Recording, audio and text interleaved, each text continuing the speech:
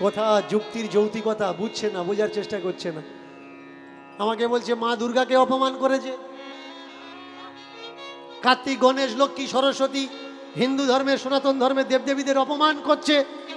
সত্যি কি আমি অপমান করছি? না, ধর্মগ্রন্থ অপমান করছে। সেই সকল কথাগুলো আমি তুলে ধরছি মাত্র, কারণ দেবদেবীর নামে এই সকল কথা ধর্মগ্রন্থে লেখা উচিত না। যদি মনে করেন এটা আমার ধর্মগ্রন্থ, তাহলে ওই বইটা এই সব অশ্লীল শব্দগুলো ছিঁড়ে ফেলে দিন, এগুলো রাখবেন না। এই যত সব ধর্মগ্রন্থ, ও তো ব্রাহ্মণদের প্রচার যন্ত্র। এটা আগে বোঝা লাগবে, এগুলো কি? এগুলো শুধু প্রচারের মাধ্যম মাত্র, প্রচারের যন্ত্র মাত্র। এক ছেলে লিখে পাঠিয়েছে, আমরা দুর্গা পূজা করব নাকি অসুর পূজা করব? কোনটা পূজা, কোন পূজা আমাদের করার দরকার? দুর্গা পূজা করার দরকার না অসুর পূজা করার দরকার? কি মায়েরা উত্তরটা বলবো? এটা আমার ব্যক্তিগত মত। যদি বলেন কোন বইয়ে লেখা আছে, দেখাতে পারবো না। এটা আমার মত, আমি বলছি, আমার মত আমি পোষণ করছি, আপনাদের কাছে আর্জি রাখছি, তুলে ধরছি, জানাচ্ছি। ভালো করে মন দিয়ে শুনবেন। প্রথমত, যদি পূজা করতে হয়, পিতা মাতাকে পূজা করো, পিতা মাতাকে পূজা করো। তারপরে যদি পূজা করতে হয় তোমার দেশের, তোমার সমাজের, তোমার মাযহাবের মহামানবদের পূজা করো। কারণ তোমাদের সমাজের, আমাদের সমাজের যে মহামানব, এরাই তো এই সমাজের অসুর। যে সমাজের জন্য করেছে তাকে পূজা করার দরকার।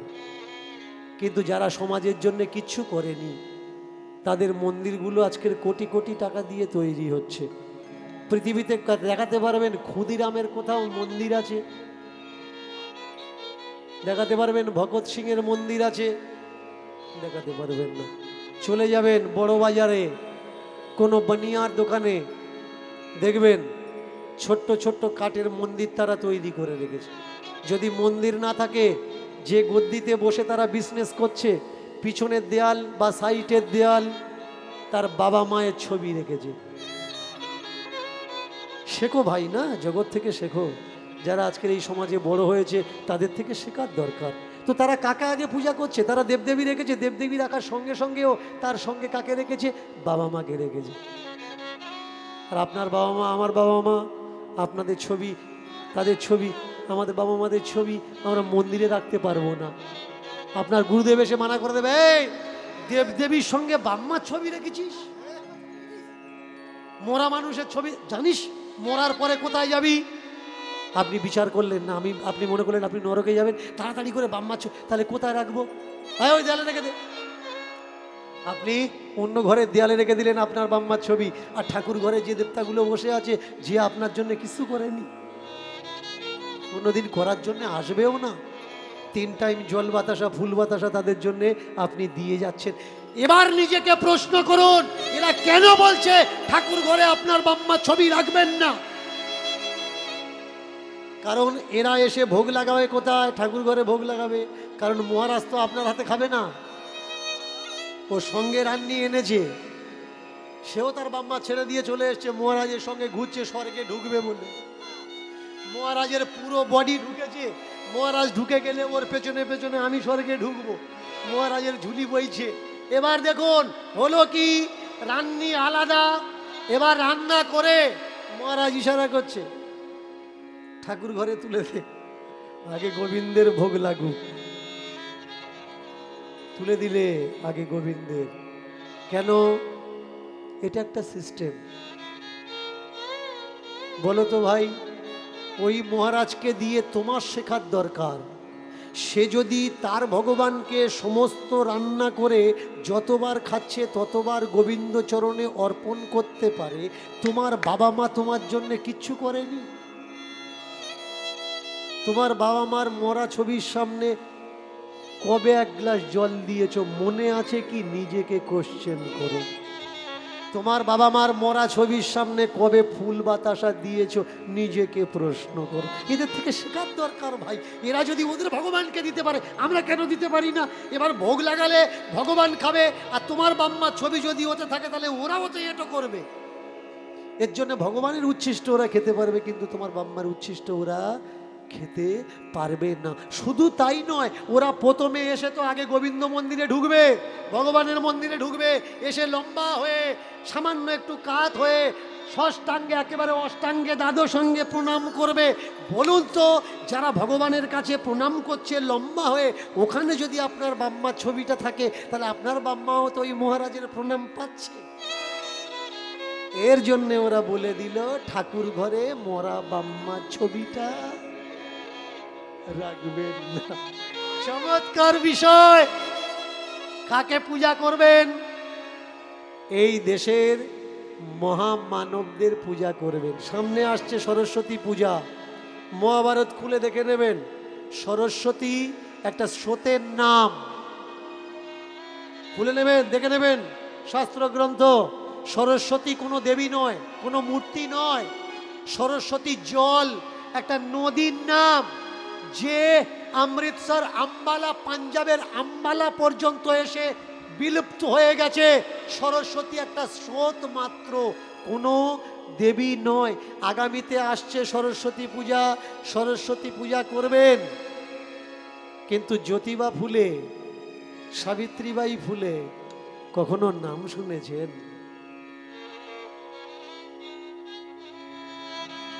এই ভারতবর্ষে তো মন্দির তাদের হওয়ার দরকার যারা আপনাকে, আমাকে, আমাদের সবাইকে, আমাদের ছেলে মেয়েদের শিক্ষার অধিকারটুকু দিয়েছে। কোথাও দেখাতে পারবেন বাবা সাহেব আম্বেদকরের কোনো মন্দির আছে যে আমাদের বাঁচার অধিকার দিয়েছে? আজকের এই যে রাত্রিতে দাঁড়িয়ে কথা বলছি, কথা বলার অধিকারটুকু আমাদেরকে ছিল না, কেড়ে নিয়েছিল আপনাদের এরিয়ার ছেলে প্রশান্ত। মোবাইল ফোন বাড়িতে এসে কেড়ে নিয়ে গেল, আজকে তার জামিন হয়েছে। কোয়াশ করে প্রশান্ত বলেছে যে দাদা আমরা ছাড়বো না, ছাড়া উচিত না। যদি কেউ মিথ্যে এফআইআর করে আপনার মুখ বন্ধ করার চেষ্টা করে তো আপনার রুখে দাঁড়ানোর দরকার। কনস্টিটিউশন আপনাকে সেই অধিকার দেয় আপনাকে প্রমাণ করার যে আপনি দোষী নয়। তাহলে আজকে স্বাধীনতা কেড়ে নিচ্ছে কেন? কারণ প্রশান্ত সত্য তথ্যগুলো, প্রশান্ত যেসব কথাগুলো বলছে ও নিজের কথা তো নয়, ধর্মগ্রন্থে লেখা আছে, খুলে খুলে দেখে বলে দিচ্ছে। এটাই তো ওদের রাগ। বলছে কেন? আমাদের পর্দা ফাঁস হয়ে যাচ্ছে। প্রশান্ত যে লড়ছে, কাদের জন্য লড়ছে? এই সমাজের জন্যে আওয়াজ উঠিয়েছে। কিন্তু কষ্ট কোন জায়গায় লাগে জানেন? এইসব প্রশান্তর মতো ছেলে মেয়েরা, যারা আমার সমাজের ভাই বোনরা, আমাদের সমাজের বাচ্চারা সত্যের জন্যে লড়ছে, সমাজের জন্যে যুদ্ধ করছে, তাদের ভিডিওর নিচে গিয়ে কেউ কোনোদিন কমেন্ট করে না, একবারও বলে না যে ভাই আমরা তোমার সঙ্গে আছি, প্রয়োজন হলে মাটিতেও তোমার পাশে দাঁড়াবো। যেখানে বলবে সেখানে চলে আসব। প্রশান্তকে কেউ কমেন্ট করে গালাগালি করছে, রিপ্লাইতে তাকে কেউ বলছে না যে ভাই গালাগালিটা কেন করছো। কমেন্টগুলো পড়ছে আর প্রশান্তর গ্রামের মানুষ বলছে দেখেছিস নিশ্চয়ই তো কোনো খারাপ কাজ করেছে, না হলে এরকম হবে কেন?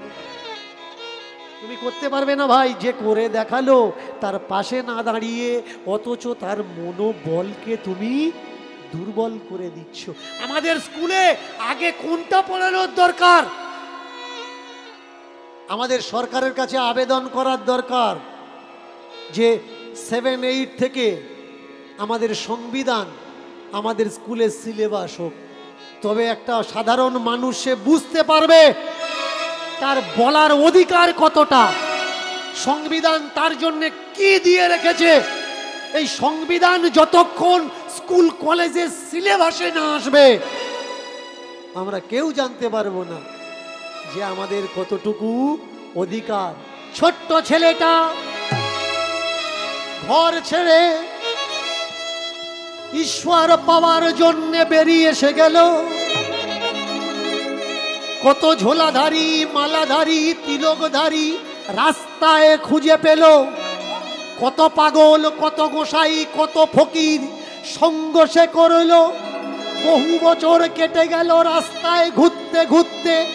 একদিন বসে আছে চোখ বন্ধ করে হিমালয়ের গুফার ভিতরে। এক ফকির পাগল সেখানে দাঁড়িয়ে, এ খোকা, খালি গায়ে কেন গুফার ভিতরে এত ঠান্ডা? চোখ বন্ধ করে খুঁজছিস তুই কাকে? চোখ মেলে বলে আমি ঈশ্বর খুঁজছি, পরম পিতা খুঁজছি, পরমেশ্বর খুঁজছি, যে এই সৃষ্টিকে রচনা করেছে। পাগল বলে ওঠে, ও যোগী, ও যোগী, কেন বসে আছো নয়ন মুদে?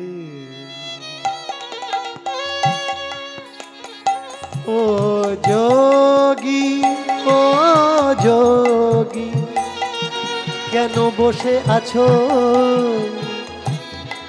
নয়ন মুদে? ও যোগী, ও যোগী, কেন বসে আছো নয়ন মুদে? ও যোগী, ও যোগী, কেন বসে আছো নয়ন মুদে? ও যোগী, ও যোগী, কেন বসে আছো নয়ন মুদে? কাকে খুঁজিছ নাকি অন্ধকার দেখিছ? কাকে খুঁজিছ নাকি অন্ধকার দেখিছ? তুমি কাকে খুঁজিছ নাকি অন্ধকার দেখিছ? তুমি তাকে খুঁজিছ নাকি অন্ধকার দেখিছ? নাকি ভালো লাগে না এই সুন্দর পৃথিবীতে? ও যোগী, ও যোগী, কেন বসে আছো নয়ন মুদে? ও যোগী, ও যোগী, কেন বসে আছো নয়ন মুদে?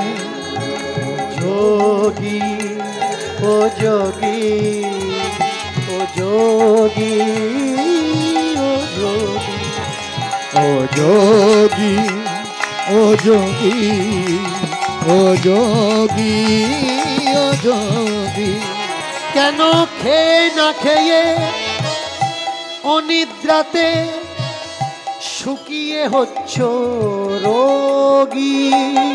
কেন না খেয়ে না খেয়ে শুকিয়ে থেকে হচ্ছ তুমি রোগী? ও যোগী, ও যোগী, ও যোগী, ও যোগী, ও যোগী, ও যোগী, ও যোগী,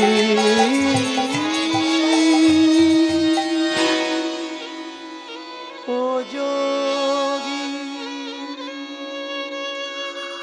পাগলের কথায় দিমাগ সাড়া দিয়ে দিল। কে কে কে তুমি?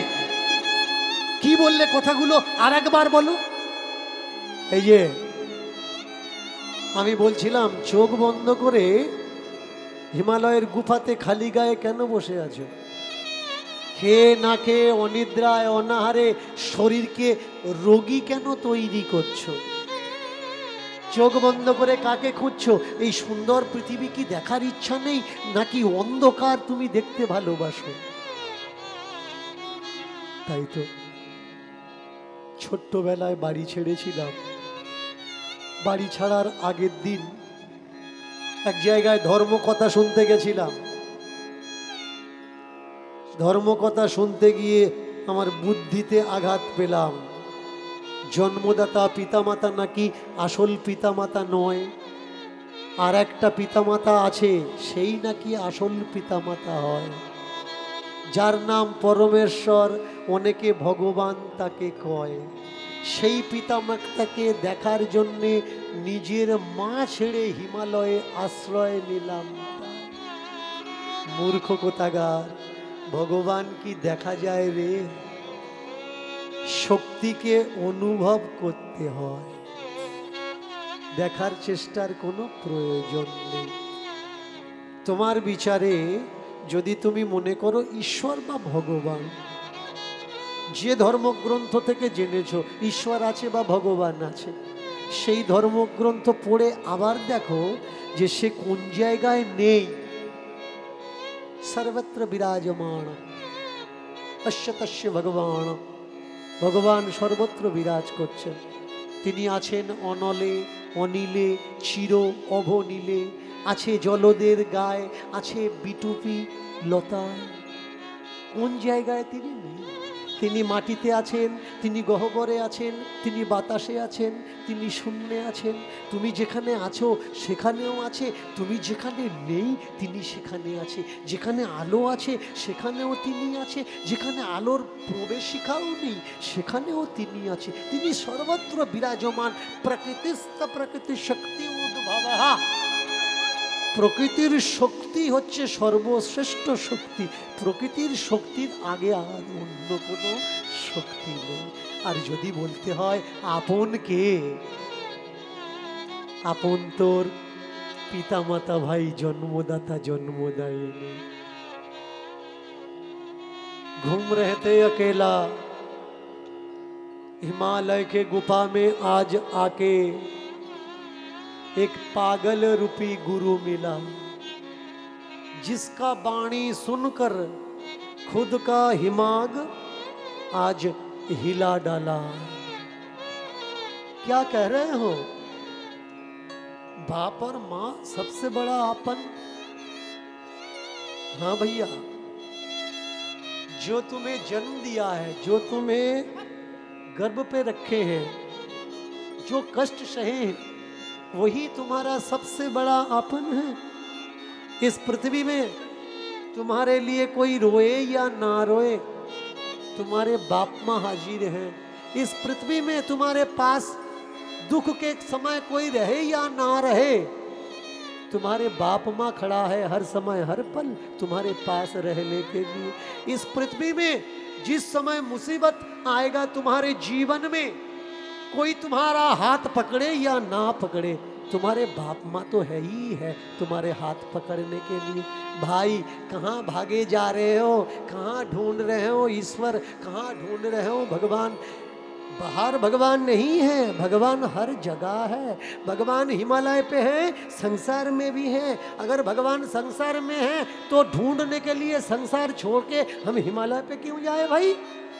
ढूंढना है तो संसार बैठ के ढूंढता रहो। भगवान यहाँ है, कहाँ नहीं है? वो हर जगह है, हर जहाँ पे है, हर जगह हर जहाँ पे वो है। तुम घर पे चले जाओ भाई, ना जाने तुम्हें छोड़कर तुम कितना सुंदर हो, कितना मीठा बोलते हो और देखने में भी कितना सुंदर हो। ना जाने तुम्हें छोड़कर तुम्हारा जो माँ है कितना रोती होगी। चले जाओ भाई, घर चले जाओ। যেই বলেছে তুমি কত সুন্দর দেখতে, তোমার জন্য তোমার মা কত কাঁদছে।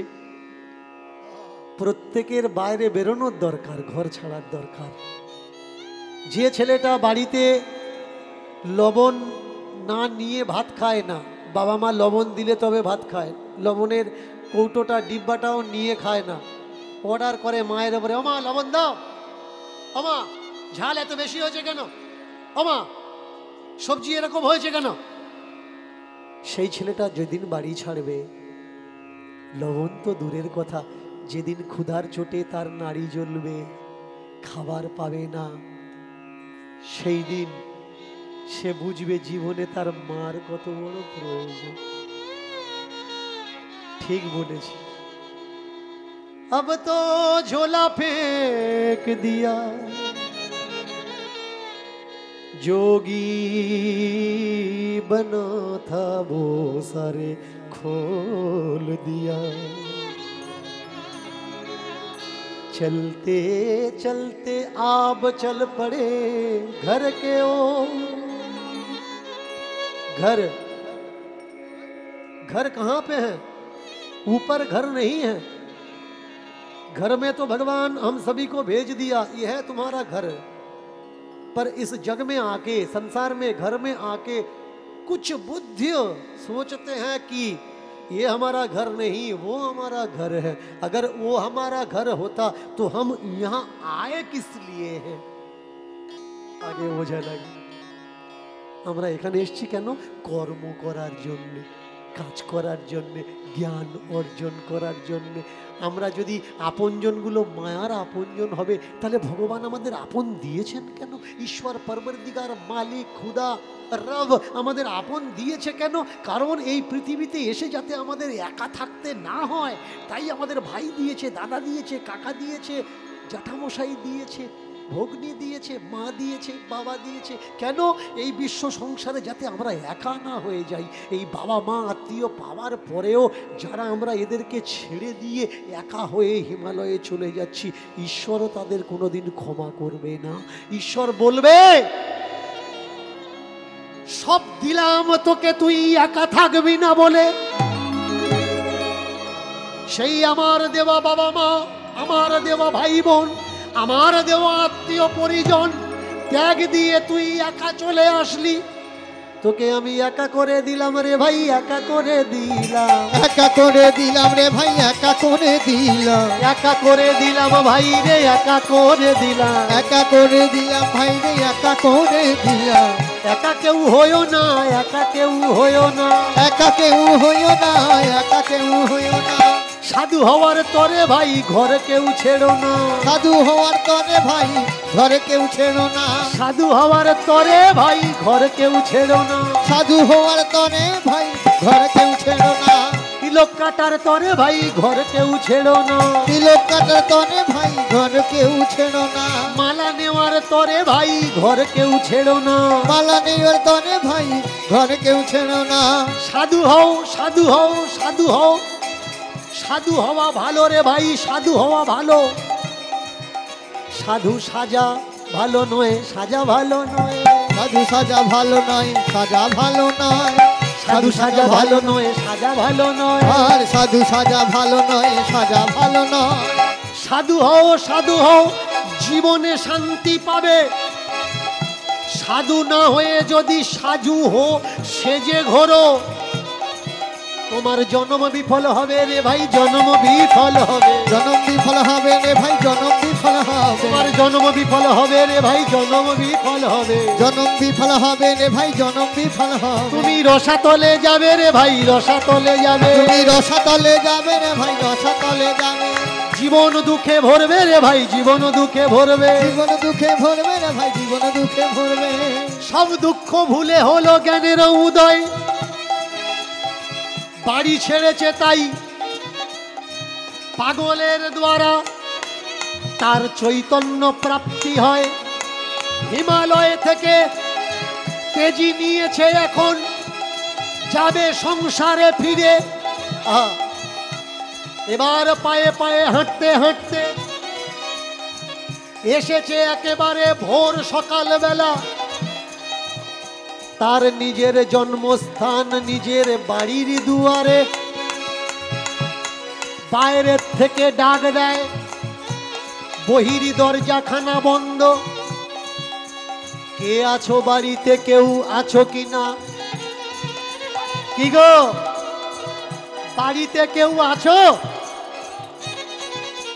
জেগে বসেছিল মা এত বছর ধরে। মায়ের বিশ্বাস, বিশ্বাসে মিলায় বস্তু তর্কে বহুদূর। মায়ের বিশ্বাস, আমার বাছা একদিন না একদিন আসবে ফিরে। সেই মায়ের বিশ্বাস আজ কামিয়াব হয়ে গেল। ভোরের বেলা ঘুম ভেঙেছিল, মা চিন্তা করছিল আমার ছেলে কবে ফিরে আসবে। যেন কোন চেনা কণ্ঠস্বর ওই আধা সকাল বেলা পূবের আকাশে সবে মাত্র প্রকাশ ঘটেছে। চেনা কণ্ঠস্বর মায়ের কানে বেজে উঠেছে, কেউ আছো কিনা? ছেলেটা এসে দাঁড়িয়েছে দরজায়, ডাকে মা মা মা। দরজা খুলে ছুটে এসে দেখে এ কোন যোগী দাঁড়িয়ে আছে তার আঙিনায়। কে বাবা তুই? কোন আশ্রম থেকে আসছিস? মাগো আমি কোনো বাবাজি না, আমি কোনো বাবাজি না, আমি আশ্রম থেকে আসছি না মা, আমি আশ্রমে এসেছি। এটাই আমার আশ্রম, এটাই আমার আশ্রম। কে কে তুই? ও মা তুমি আমার চিনতে পারছো না, আমি ধর্ম। মা বলে সুরুচি বলে, ধর্মে থেকে সুরুচি যদি আলাদা হয়ে যায় সেই ধর্মকে আর চেনা যায় না। সেই ধর্মের ভিতরে কুরুচি এসে যায়, কুমন্তব্য, কুসিদ্ধান্ত এসে যায়। তাই আমায় তুমি চিনতে পারছো না মা, আমি সুরুচি ছাড়া ধর্ম। ছেলেকে বহুদিন পরে দেখে মা কি আর থাকতে পারে। দুহাত বাড়িয়ে ডাকে আয় না বাছা, ফিরে আমার বুকে। ওগো মা কত ব্যথা দিয়েছি তোমার ওই প্রেম ভরা বুকে। ছুটে গিয়ে আমি তোমার পা দুখানা ছুঁইব, কোন লজ্জায় কোন মুখে। তুমি আমার ক্ষমা করো মা, আমায় আমায় আমায় ক্ষমা কর বাছারে।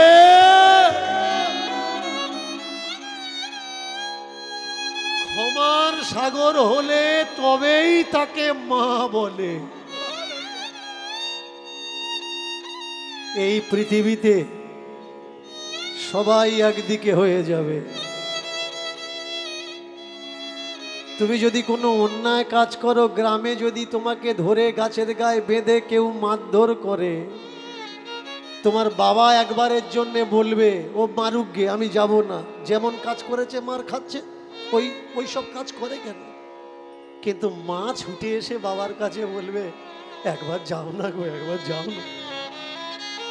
যত অন্যায় করুক ছেলেটা তো আমাদের ছেলে। যখন দেখে কেউ যাচ্ছে না, মা ছুটে গিয়ে ঢাল হয়ে দাঁড়ায় তার বাচ্চাকে নিয়ে বুকে। পৃথিবীতে মায়ের সম কোনোদিন হয় না তুলনা। মা আপনাকে ভালোবাসে কত বুঝবেন কি করে? শর্ট প্রসেস, শর্ট উপায়। মা ঘুমিয়ে থাকবে, মায়ের ঘুমন্ত মুখটা কখনো দেখো আর চিন্তা করো ইনি আমার মা।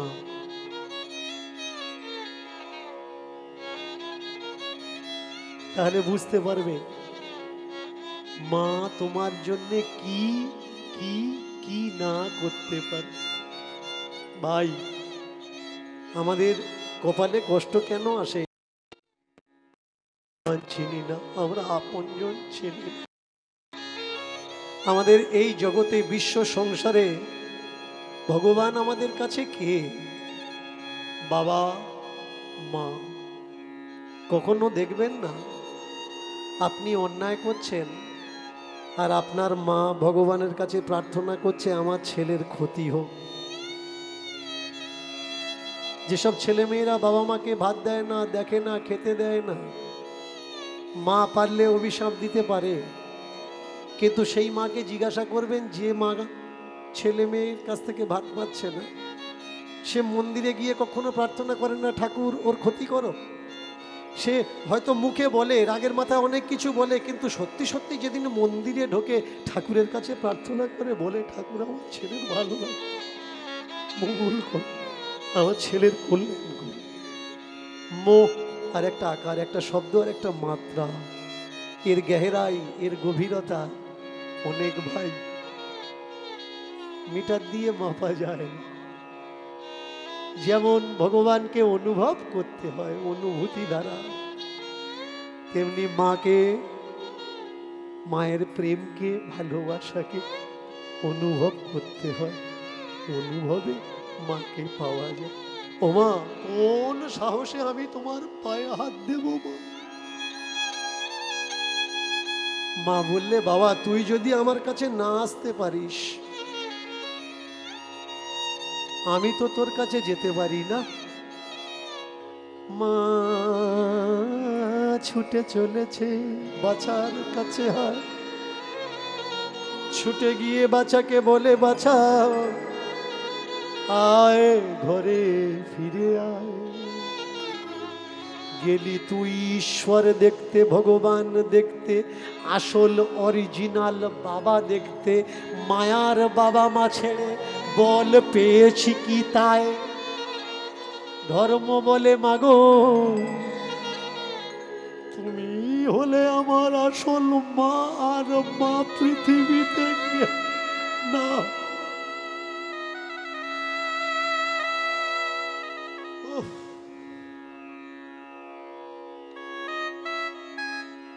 তৃতীয় ব্যক্তি পৃথিবীতে আর কেউ নেই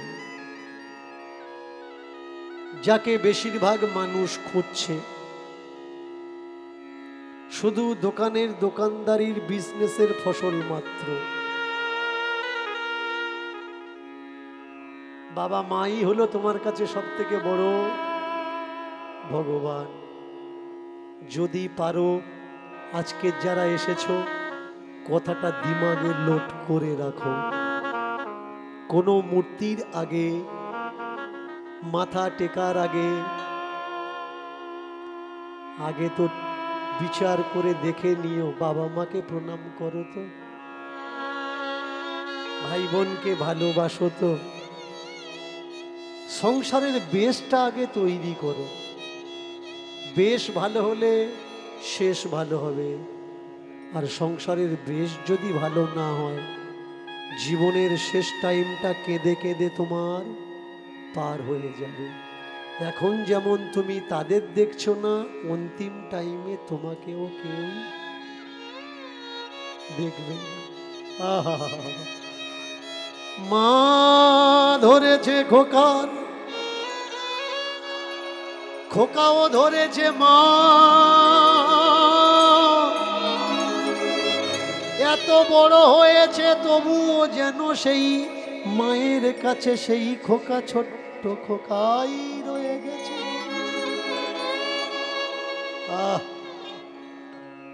মান্নার একটা গান আছে, কে বলে সব গান সব জায়গায় গাওয়া যায় না। প্রত্যেক গানই গাওয়া যায় যদি সেই পরিবেশটা তৈরি হয়। এক লাইন কেমন, এই কীর্তনের অন্তিম লাইনে এসে একটা লাইন,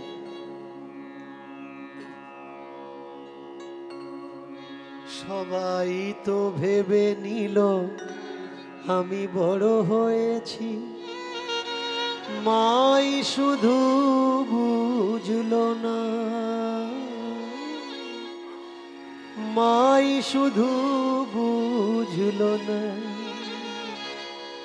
এখনো যে খোকা ভেবে মামা, এখনো যে খোকা ভেবে মামা, এখনো যে খোকা ভেবে মামা, কড়া কড়া বকুনি দিয়ে যায়।